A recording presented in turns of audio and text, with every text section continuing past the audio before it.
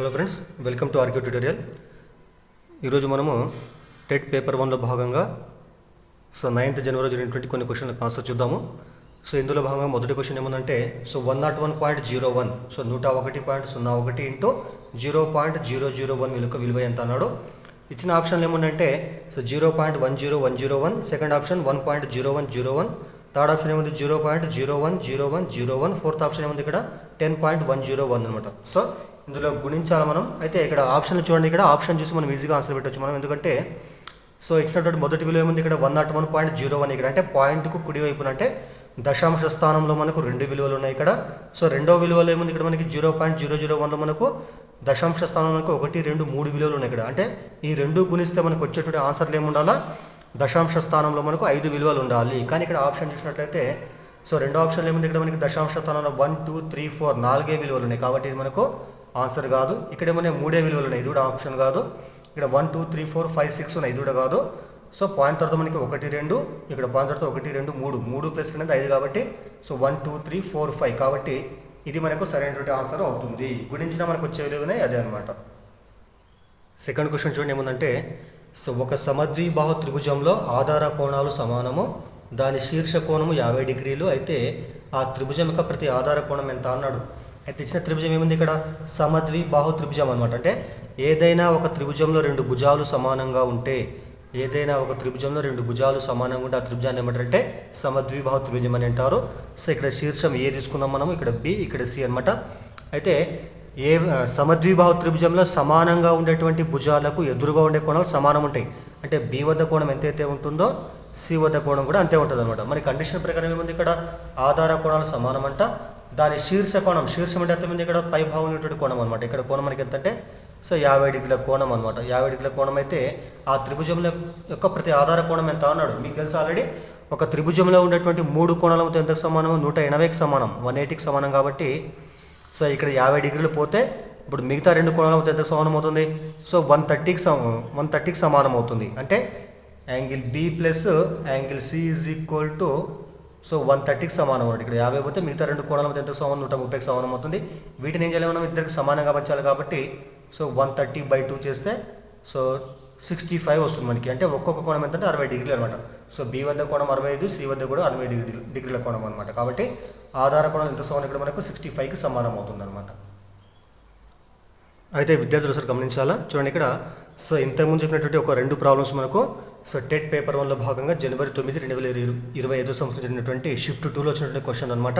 ఇప్పటి నుంచి చెప్పేటువంటి క్వశ్చన్ ఏమన్నంటే అదే 9th జనవరి 2025లో షిఫ్ట్ 1లో జరిగినటువంటి కొన్ని క్వశ్చన్లకు ఆన్సర్ అనమాట ఇవి. ఇందులో భాగంగా మొదటి క్వశ్చన్ ఏమందంటే రెండు సంఖ్యల కాసాగు మరియు గాసాబాల మొత్తము, రెండు సంఖ్యల కాసాగు మరియు గాసాబాల మొత్తం ఎంత సమానం ఇక్కడ మనకు, గాసాబాల మొత్తము మరియు వ్యత్యాసం అంటే అర్థమైంది ఇక్కడ తేడా అనమాట. వ్యత్యాసము వరుసగా 48 మరియు 36 అంట. అయితే ఆ రెండు సంఖ్యల యొక్క లబ్ధం ఎంత అన్నాడు. ఆప్షన్లు 236, 252, 272, 264 అనమాట.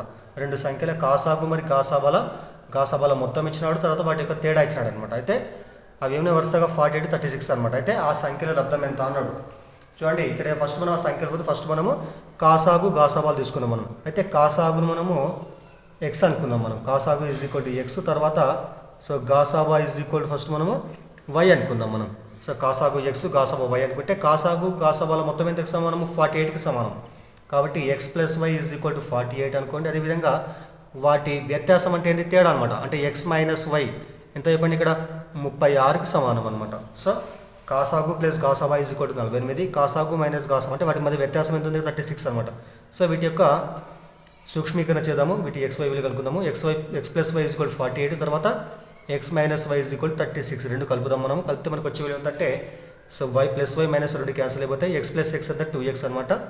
ఇక్కడ ఎంత వస్తుంది చెప్పండి, ఇక్కడ 84 వచ్చింది. 2x ఈజ్ ఈక్వల్ టు 84 అనమాట. దీని నుంచి ఎక్స్ ఎంత వస్తుంది, 84/2 అంటే ఎంత వచ్చింది మనకి ఇక్కడ 42 అనమాట. ఎక్స్ అంటే ఏం చెప్పండి, యాక్చువల్గా ఎక్స్ అంటే కాసాగ్ కాబట్టి ఇది 42కి సమానం అవుతుంది. దీన్ని మనం ఒకటో సమీకరణం రాస్తే x plus why is equal to 48 కాబట్టి ఇక్కడంత 42 plus why is equal to 48. This implies y ఎంత వస్తుంది 48, 42 వస్తే -42 అనమాట. ఎంత వచ్చినప్పుడు వై ఈజ్ ఈక్వల్ టు 6 అనమాట. మరి ఎక్స్ అంటే ఏంది, యాక్చువల్గా ఎక్స్ అంటే కాసాగు, వై అంటే ఇక్కడ గాసాబా అనమాట. అయితే మనకేం కావాలి, మనకి కాసాగు గాసాబాలు కాదు, ఇచ్చినటువంటి సంఖ్యల లబ్ధం ఎంత అన్నాడు. అయితే మీకు తెలుసు ఆల్రెడీ ఇచ్చినటువంటి ఏవైనా రెండు సంఖ్యల లబ్ధం ఏం చెప్పండి, అది కాసాగు మరియు గాసాబాల లబ్ధానికి సమానం అవుతుంది.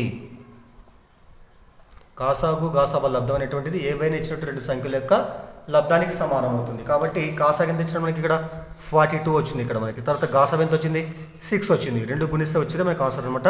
6 2 12, 6 9 24, 1 25 అనమాట. అంటే ఇచ్చినటువంటి రెండు సంఖ్యల లబ్ధం ఏమవుతుందంటే 252కి సమానం అవుతుంది.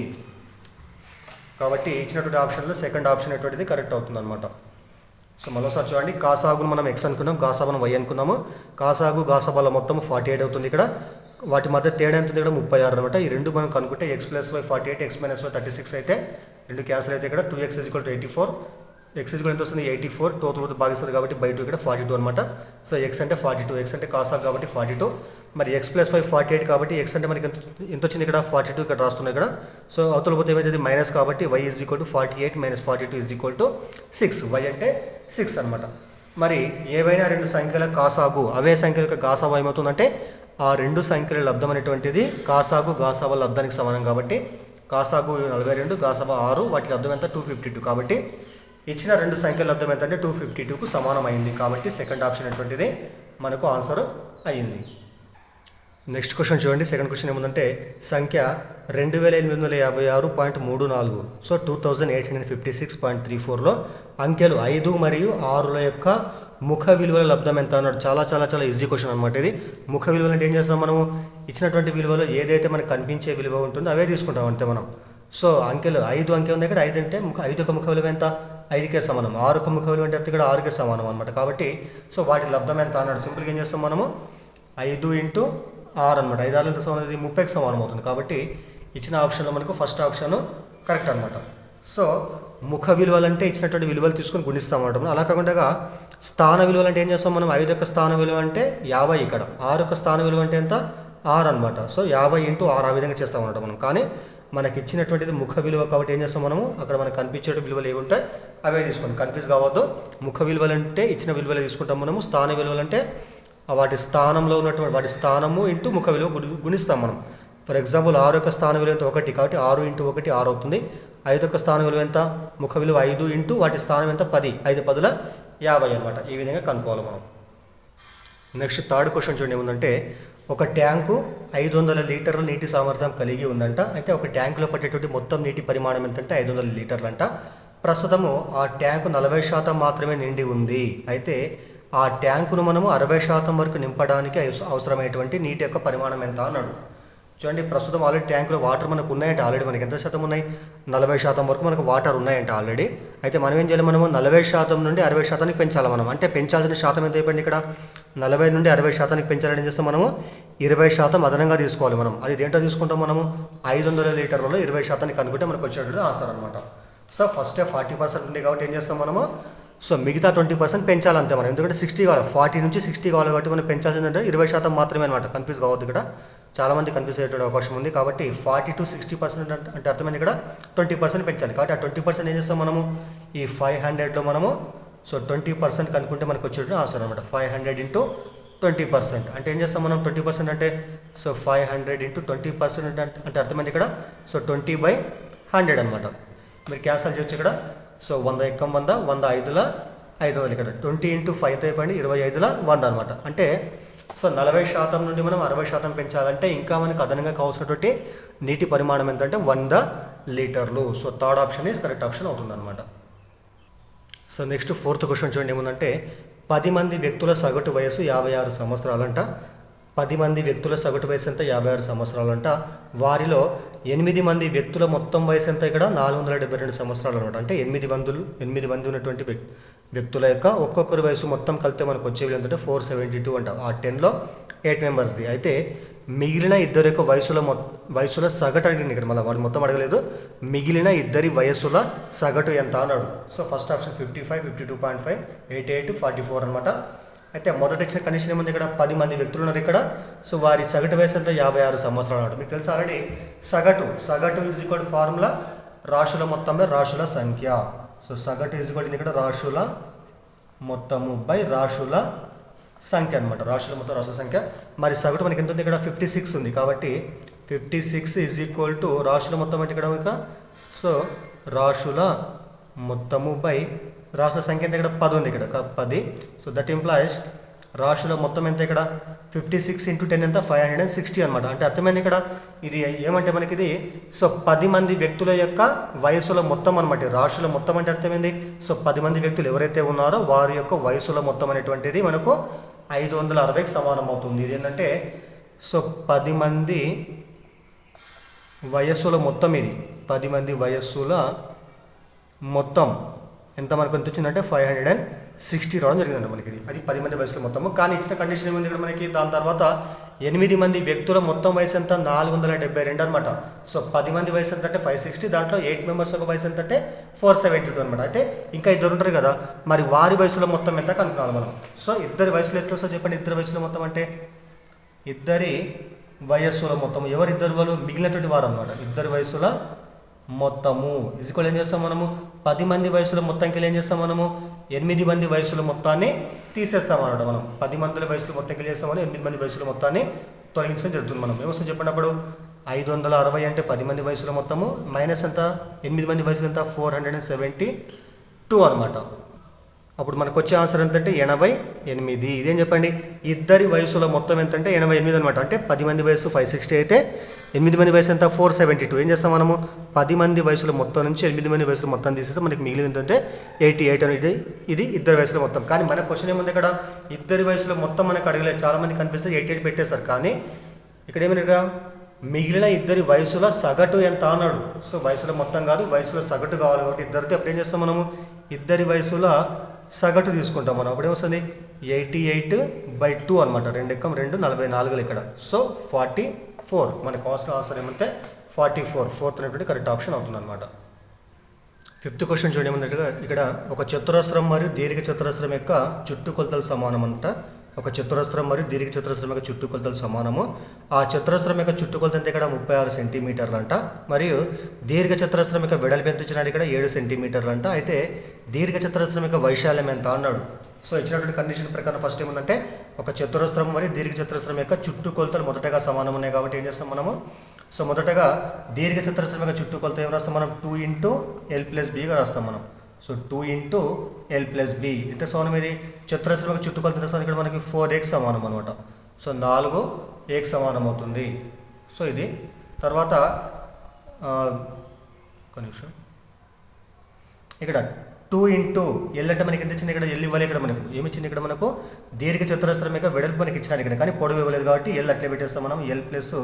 సో వెడల్పు ఎంత ఇచ్చినాడు చెప్పండి ఇక్కడ 7 సెంటీమీటర్లు అంట. అయితే చతురస్రం యొక్క చుట్టుకొలత మనకి ఎంత ఇచ్చింది ఇక్కడ 36 అంట. ఈ మొత్తం ఎంత సమానం మరి 36కి సమానం అవుతుంది. 36 ఇచ్చినాడు ఇక్కడ. తర్వాత ఇక్కడ 2 × L+B 36 2 పోతే ఏం చేస్తారు భాగిస్తుంది కాబట్టి L+7 ఈజ్వల్ ఎంత 36/2 క్యాన్సిల్ చేస్తారు 2 × 2. సో 2 × 1 18 వచ్చింది ఇక్కడ మనకి. సో L+7 ఈజ్ ఈక్వల్ ఎంత అంటే 18. L is equal to so 18, 7 అక్కడ పోతే మైనస్ కాబట్టి -7 ఎంత అంటే 11కి సమానం. సో L ఎంత అంటే మనకు 11 వచ్చింది. సో లెక్క ప్రకారం B ఎంత చెప్పండి, B ఈజ్ ఈక్వల్ టు 7 ఇచ్చింది ఇక్కడ మనకి. అయితే మనకి ఏం కావాలి, మనకి ఇచ్చిన క్వశ్చన్ ఏమన్నా దీర్ఘ చతురస్రం యొక్క వైశాల్యం ఎంత అన్నాడు. అంటే ఏంది మనకి దీర్ఘ చతురస్ర వైశాల్యము సో L × B అనమాట. సో L పొడవు × వెడల్పు కాబట్టి పొడవు ఎంత ఉంది ఇక్కడ సో 11, వెడల్పు ఎంత ఉంది 7 ఉంది. సో 11 7 ఎంత చెప్పండి సో 77 చదరపు సెంటీమీటర్లు అనమాట. So third option correct option అవుతుంది. తర్వాత చాలా సింపుల్ క్వశ్చన్ చూడండి ఏమి ఇచ్చినాడు ఇక్కడ. సో మిశ్రమ భిన్నాలు ఇచ్చినాడు, వాటి యొక్క నిష్పత్తి ఎంత అన్నాడు. సో 3/1/3 డివైడెడ్ బై 1/4/6 అంటే ఇక్కడ రాస్తే చూడండి. సో 3/1/3 డివైడెడ్ బై సో 1/4/6 అనమాట. దీన్ని మనము ఈ మిశ్రమ భిన్నంలో మనము అపక్ర భిన్నంలోకి మారుస్తాం మనం. సో 3 × 9 9 + 1 10 కాబట్టి 10/3 వస్తుంది. సో డివైడెడ్ బై ఎంత ఇక్కడ 6 + 4 ఎంత 10/6 అనమాట. ఎప్పుడన్నా చూడండి ఇక్కడ సో మనకు ఒక సూత్రం ఉంటుంది. So A/B divided by C/D అంటే ఈ భిన్నాన్ని ఈ భిన్నంతో భాగిస్తే దీన్ని ఎలా సూక్ష్మీకరిస్తాం మనము. సో A/B రాసి ఇంటూ రాసేసి సో రెండో భిన్నం ఏం చేస్తాం తిప్పి రాసుకుంటాం మనం D/C అనమాట. అంటే డివైడెడ్ బై ఏమవుతుంది ఇక్కడ ఇంటూగా మారి రెండో భిన్నం ఏమవుతుంది ఇక్కడ మనకు తిప్పి రాసుకుంటాం. సేమ్ దానిలాగా రాస్తే 10/3 ఇంటూ దీన్ని తిప్పి రాసి ఏమొస్తుంది 6/10 అనమాట. 10/3 ఇంటూ 6/10. సో 10 క్యాన్సల్ ఇక్కడ. సో 3 ఎక్కం 3 రెంట్ల 2/1 వచ్చింది ఇక్కడ. సో 2/1 అన్న 2కే సమానం కాబట్టి 2 ఆన్సర్ అవుతుంది అనమాట. కాబట్టి ఇచ్చిన దాంట్లో రెండవ ఆప్షన్ 2 అనేటువంటిది కరెక్ట్ అవుతుంది. సో తర్వాత క్వశ్చన్ చూడండి ఏముంది ఇక్కడ, క్రింది వాటిలో సమీకరణం ఏది అన్నాడు ఇక్కడ. సో మొదటిది ఏముందంటే p-4 < 15, second one 3x > 15, so third one z = 15, fourth one 7x + 1 < 4y - 3 అనమాట. ఎప్పుడైనా గుర్తుపెట్టుకుంటే సమీకరణం అంటే మనకు ఖచ్చితంగా మనకు = ఉండాలన్నమాట. కాబట్టి సో ఇక్కడ మనకి = లేదు, ఇక్కడ <> ఉంది, <> ఉంది కాబట్టి ఈ మూడు కూడా సమీకరణాలు కావు. సో థర్డ్ వన్ z = 15 అనేటువంటిది మనకు సమీకరణం అవుతుంది. So third one is answer అవుతుంది. సో నెక్స్ట్ 8th క్వశ్చన్ చూడండి ఏముందంటే, పద్మ 22 ఫిబ్రవరి 2013న ఒక బిస్కెట్ ప్యాకెట్ను కొన్నది. ఆ బిస్కెట్ ప్యాకెట్పై తయారీ తేదీ నుండి 180 రోజులలోపు వినియోగించాలి అని ఉంది. అయితే ఆ బిస్కెట్ ప్యాకెట్ను ఏ తేదీలోపు వినియోగించవచ్చు అన్నాడు ఇక్కడ. మీకు ఆప్షన్ 27/2/2013 ఇచ్చినాడు ఇక్కడ, 28/2/2012 ఇచ్చినాడు ఇక్కడ, 21/8/2013, 4/3/2013 అనమాట ఇక్కడ. అయితే ఏముంది ఇక్కడ, ఆ బిస్కెట్ ప్యాకెట్పై, సో చిన్న కరెక్షన్ చూడండి ఇక్కడ, పద్మ 22 ఫిబ్రవరి 2013న ఒక బిస్కెట్ ప్యాకెట్ను కొన్నది. ఆ బిస్కెట్ ప్యాకెట్పై తయారీ తేదీ 31/8/2012 నుండి 180 రోజులలోపు వినియోగించాలని ఉంది. అయితే ఆ బిస్కెట్ ప్యాకెట్ను ఏ తేదీలోపు వినియోగించవచ్చు అంట. అంటే మ్యానుఫ్యాక్చరింగ్ డేట్ ఎప్పుడు చెప్పండి ఇక్కడ, 31/8/2012 అనమాట. అంటే ఆగస్టు 2012 సంవత్సరం 31వ తారీఖులోపు తయారు చేయడం జరిగింది ఆ రోజు. అయితే అప్పటి నుండి 180 డేస్ తీసుకోవాలన్నమాట మనం. అయితే చూడండి ఇక్కడ, సో 31/8/2012 ఇక్కడ. అంటే ఈ ఆప్షన్లలో సెకండ్ ఆప్షన్ రాంగ్ ఆన్సర్. ఎందుకంటే ఇది 2012 ఫిబ్రవరి వరకే ఉంది కాబట్టి ఇది మనం లెక్కలోకి తీసుకోమంటాం మనం. తర్వాత థర్డ్ ఆప్షన్ ఏముంది ఇక్కడ, 21/8/2013 ఇక్కడ. అంటే ఇక్కడ నుంచి ఇక్కడికి మనకు 31/8 దాదాపు మనకు సంవత్సరం పడుతుంది. సంవత్సరం అంటే 365 డేస్ కాబట్టి మనకి ఇది లెక్కలోకి తీసుకోవడం మనము. తర్వాత ఈ ఫస్ట్ ఆప్షన్ సెకండ్ ఆప్షన్లో మాత్రమే మనకు ఆప్షన్ అనేటువంటిది ఆన్సర్ అనేటువంటిది ఉంటుంది.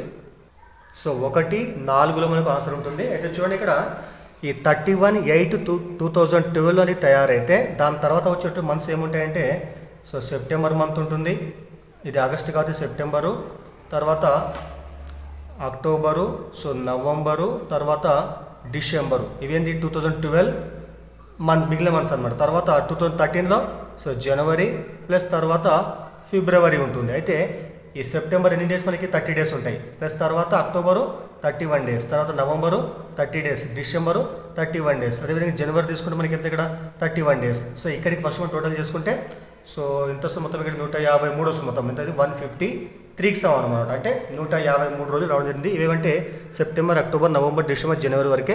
అయితే ఎంత కావాలి మనకి 180 డేస్ కావాలి కాబట్టి 153కి ఎంత కలపాలి మనం, 180 డేస్ రావాలంటే 153 + 27 కలపాలి మనం. అప్పుడు ఏమొస్తుంది మనకి 180 వస్తుంది. కాబట్టి ఫిబ్రవరి మాసంలో మనము 27 డేస్ తీసుకుంటే మనము ఆ బిస్కెట్ ప్యాకెట్ని 180 డేస్ లోపల వాడుకున్నట్టు మనకు తెలుస్తుంది. కాబట్టి సో ఇచ్చినటువంటి ఆప్షన్లో సో 27/2/2013 అనేటువంటిది మనకు ఆన్సర్ అవుతుంది. ఇది 4/3 అంటే చాలా ఎక్కువ అవుతుంది అనమాట. ఇక్కడ మనకి 180 కంటే ఎక్కువ డేస్ కాబట్టి ఇది కూడా మనకు ఆన్సర్ అనేటువంటిది కాదు. సో తర్వాత క్వశ్చన్ ఏముంది ఇక్కడ, x² - x - 20/x + 4 = 0. So x is not equal to -4 అయితే x విలువ ఎంత అన్నాడు. ఇచ్చినది మనకి ఏముంది ఇక్కడ, లవంలో మనకు వర్గ సమీకరణం కింద హారంలో మనకి ఇక్కడ x + 4 ఉంది, ఇక్కడ రేఖీయ సమీకరణం ఉంది. So first x² - x - 20/x + 4 = 0. ఇక్కడ x + 4 అక్కడ పోతే ఏం చేస్తుంది, గుణిస్తారు కాబట్టి 0 × సంథింగ్ అయితే 0 అవుతుంది. కాబట్టి ఈ మొత్తంలో మనకి మిగిలిన విలువ ఎంతంటే సో x² - x - 20 = 0 మిగులుతుంది. ఇక్కడ ఎప్పుడైనా గుర్తుపెట్టుకోండి, హారంలో మనకి ఏదైనా విలువ ఉండి =0 ఉంటే దాన్ని మనం గుణిస్తే 0కి సమానం అవుతుంది. x + 4 × 0, సో 0కి సమానం. కాబట్టి మనకి మిగిలిన విలువ ఏమంటే x² - x - 20 = 0. ఎందుకంటే హారంలో మనకి ఇచ్చిన కండిషన్ ఏముంది, x not equal to -4. ఎందుకంటే x -4 రాస్తే మొత్తం మనకు నిర్వచించబడదు కాబట్టి x not equal to -4 అంట. సో వీటికి మనకి కారణాలు కడితే x² ఇక్కడ మనకి ఎంత ఉంది, 20 ఉంది. ఇక్కడ x² గుణకం మనకి 1 ఉంది కాబట్టి 1 × 20 20కి సమానం అవుతుంది. ఆ 20కి వచ్చే కారణాంకాలు ఏం కావాలా, -1 వచ్చే విధంగా వాటికి కారణాంకాలు తీసుకుంటాం మనం. 20కి వచ్చే కారణాంకాలు 1 వచ్చే విధంగా ఏముంటాయి, 5 × 4 5 4 20 కాబట్టి -5 + 4 తీసుకుంటే మనకు -1 వస్తుంది. కాబట్టి x ఏం రాసినప్పుడు మనము -5x plus 4x -20 is equal to 0గా రాసుకుంటాం మనం. తర్వాత ఇక్కడ x కామన్ తీస్తే లోపల ఏముంటుంది అప్పుడు x -5 ఉంటుంది. ఇక్కడ +4 కామన్ తీస్తే లోపల ఇక్కడ కూడా x -5 ఉంటుంది ఈజ్ ఈక్వల్ టు 0. ఇక్కడ x -5 కామన్ తీస్తే అప్పుడు లోపల ఏముంటుంది x +4 ఉంటుంది ఈజ్ ఈక్వల్ టు 0. ఇక్కడ మరి ఈ రెండిట్లో రెండు కూడా మనం 0కి సమానం చేస్తే so x -5 is equal to 0 లేదా x +4 ఈజ్ ఈక్వల్ టు 0 అవుతుంది. So x is equal to 5 లేదా so x is equal to 4 అవుతల పోతే -4 అనమాట. కాబట్టి so x is equal to 5 లేదా x ఈజ్ ఈక్వల్ టు -4 అనమాట. కానీ లెక్క ప్రకారం మనకి ఇచ్చిన కండిషన్ ఏముంది, so x is not equal to -4 అంటే సో x అనేది -4 తీసుకోం మనము. కాబట్టి x విలువ ఎంత ఇప్పుడు 5కు సమానం అవుతున్నాడు. కాబట్టి ఇచ్చినటువంటి ఆప్షన్లలో 4th ఆప్షన్ అనేటువంటిది కరెక్ట్ ఆప్షన్ అవుతుంది. Okay, thank you. సో వీడియోను మీ ఫ్రెండ్స్కు ఫ్యామిలీ మెంబర్స్కు షేర్ చేయండి. సో వీడియోను లైక్ చేయండి, ఛానల్ని సబ్స్క్రైబ్ చేయండి. Okay, thank you.